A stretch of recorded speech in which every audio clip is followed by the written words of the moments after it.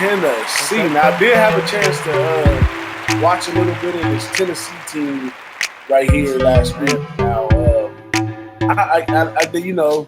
here we go right back to the same story. Bottom of the SEC, another team, a decent football legacy, and the program's just down right now, and they took a rough one out there with Georgia State, and it was a good experience for them. They got a little offense over there. They got a little defense. I can't really put it together what the real issue is at Tennessee. You got a little more insight on Tennessee, BigRagoo? Yeah, yeah, yep. They do. They do get a second. This is a second-year coach for Jim Chaney, who used to coach over at Georgia in the Georgia ranks. Not a bad looking guy over there for offense, but that's their biggest issue is the offense. They were dead last in the SEC in offense. They were only getting like 22, well, not 22 points a game, which is next to last, but rushing wise and total offense, they were like dead last. And it starts with the O-line is their big issue. It's a rebuild mode for sure. They didn't win. They did wind up with a top 15 recruit in class, so they recruited very well. They got some decent looking, very highly touted freshmen coming in. They're going to be real young.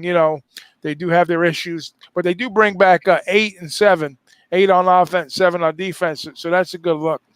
And they got some special. They got wide receivers. They're talented there.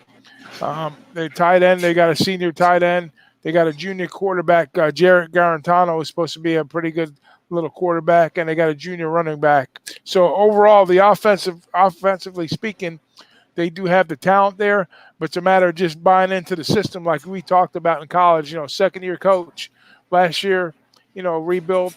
Now this year, maybe they could take a little step forward. They did get caught with their pants down against Georgia State.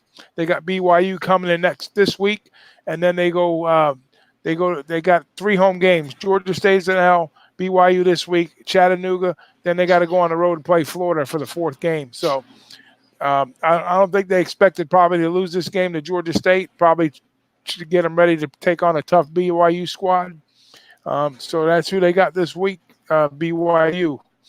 On the defensive side, gets a little slightly better here for them. Even though they're not the creme de la creme, they like 28 points a game, and scoring wise and passing wise, overall they're ranked right towards the bottom third. They're like ranked 9th and 8th on those numbers. But they're averaging 28 points a game roughly against them on the defense. So they got a lot of second-year players here, a lot of room for growth, and it's a rebuild mode. This team is definitely rebuilt. Well, they gave up 38 to this Georgia State team, but they did score 30 points on offense. So I don't know if it gives them any hope on the offense for the season, or if Georgia State, I can't really tell if Georgia State is really that good or Tennessee really got outplayed. I guess we have to. The BYU game should be a better out-of-conference look to see if Tennessee's really holding it together or not.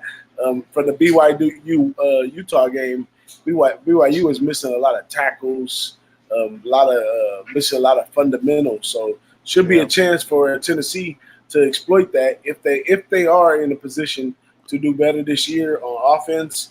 But we might be lacking on the team on defense, being that such a small team like Georgia State scored 38 points on them.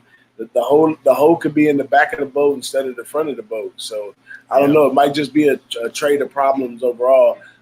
If anything, though, if I was looking into it to find a bet on the BYU game, I would probably lean towards the over because of the fundamental issues I seen with BYU, and then you got another defense that's known for giving up points that may be working better.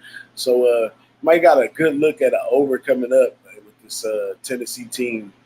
I'm pretty sure it's not a number on it yet, but if they don't get it together on offense, you're going to be looking at a lot of 3 and outs for this team, and then what happens in that case with the defense. They just get slapped, wore out. And it's not a good look going forward. I mean, like you say, BYU had their missed cues, so I think realistically they were trying to figure on the schedule to kind of get these 3 tough, maybe kind of open up against Georgia State to kind of warm the things up to take on BYU, and then if they got by BYU, they have a soft game at Chattanooga to kind of get ready for the Gators, because the Gators are going to walk a mud hole in their ass if they don't come out any better than they did, against Georgia State, and definitely against BYU. BYU is going to be a little tougher game than Georgia State was. Who knows? But like you say, you've seen some bad looks from BYU. So going forward, who knows what's going to happen with this team?